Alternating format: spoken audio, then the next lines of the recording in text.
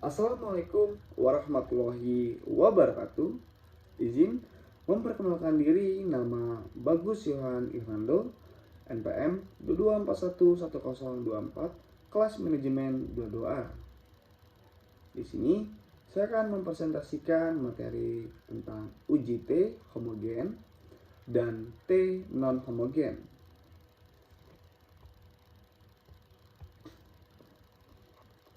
Baiklah, pengertian uji T. Uji T adalah metode statistik yang digunakan untuk menguji perbedaan signifikan antara rata-rata dua kelompok data. Uji ini pertama kali diperkenalkan oleh seorang ahli statistik Inggris bernama William Shelley Gosset yang menggunakan nama samaran student.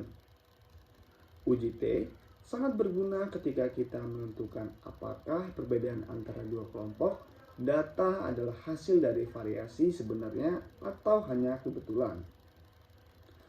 Uji T dapat diterapkan sebagai berbagai konteks, termasuk uji perbedaan rata-rata antara dua sampel independen, uji perbedaan rata-rata antara dua sampel tergantung, dan uji perbedaan rata-rata satu sampel terhadap nilai tertentu. Misalnya, uji T dapat digunakan untuk membandingkan rata-rata nilai tes antara kelompok yang mendapat dua jenis pelatihan berbeda, atau untuk menentukan apakah rata-rata ketinggian sekelompok populasi berbeda dari nilai standar. Terdapat dua tipe uji T utama. Uji T independen atau bisa dibilang independent sample t-test yang digunakan untuk membandingkan dua kelompok independen, dan uji T tergantung atau bisa dibilang paired samples t-test yang digunakan ketika ada ketergantungan antara dua kelompok data. Misalnya ketika mengukur kinerja sekelompok individu sebelum dan setelah sesuai intervensi.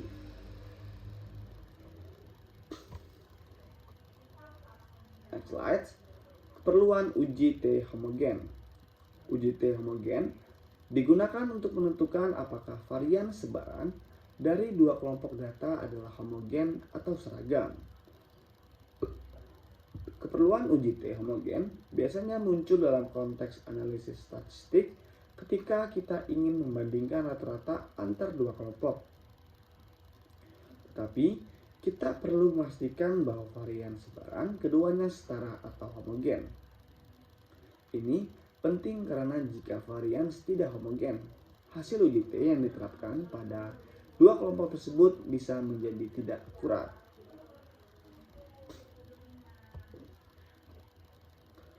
Next, selanjutnya metode uji T homogen. Yang pertama ada perumusan hipotesis. Hipotesis 0 atau bisa dibilang HO, varian kedua kelompok data adalah homogen. Hipotesis alternatif atau bisa dibilang HI adalah varian kedua kelompok data tidak homogen. Yang kedua ada pemilihan tingkat signifikan. Tetapkan tingkat signifikan yang digunakan, misalnya sama dengan 0,5 atau A sama dengan 0,1. Tingkat signifikan ini menentukan seberapa besar bukti yang dibutuhkan untuk menolak hipotesis 0. Yang ketiga, pengumpulan data. Kumpulkan data dari dua kelompok yang ingin dibandingkan. Pastikan data yang dikumpulkan sesuai dengan asumsi dan skala yang sesuai untuk T homogen. Yang keempat, uji statistik. Gunakan uji statistik yang sesuai untuk menguji homogenitas varian. Salah satu uji yang umum digunakan adalah Levens test or equality of variance atau statistic test. Kedua uji ini menghasilkan nilai P yang dapat digunakan untuk mengambil keputusan tentang homogenitas varians. Yang kelima, hitung statistik uji dan nilai P. Hitung nilai statistik uji, misalnya nilai Evan atau nilai Starlet, dan nilai P yang terkait. Nilai P menunjukkan seberapa signifikan perbedaan dalam varians antara dua kelompok. Dan yang terakhir keenam, pertimbangkan analisis alternatif. Jika homogenesis varians tidak terpenuhi, pertimbangkan metode analisis alternatif yang lebih sesuai untuk data dengan homogenesis varians seperti uji T-Wedge atau transformasi data. Langkah-langkah ini dapat disesuaikan berdasarkan uji statistik yang digunakan dan spesifikasinya. Selalu perhatikan asumsi dan persyarat masing-masing uji untuk memastikan kevadilan hasilnya.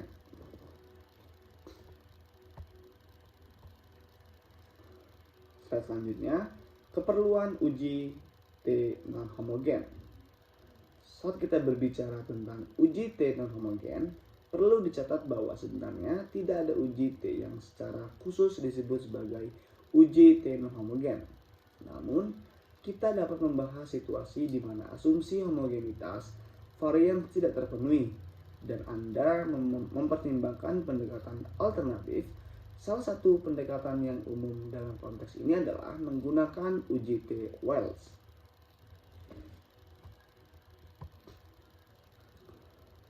Slide terakhir, metode uji T non homogen. Yang pertama, perumusan hipotesis. Hipotesis 0 atau bisa dibilang HU, rata-rata dari dua kelompok adalah sama. Hipotesis alternatif H1, rata-rata dari dua kelompok berbeda. Yang kedua, pemilihan tingkat signifikan. Tetapkan tingkat signifikan A yang diinginkan, misalnya 0,05 atau 0,01. Yang ketiga, pengumpulan data. Kumpulkan data dari dua kelompok yang ingin dibandingkan.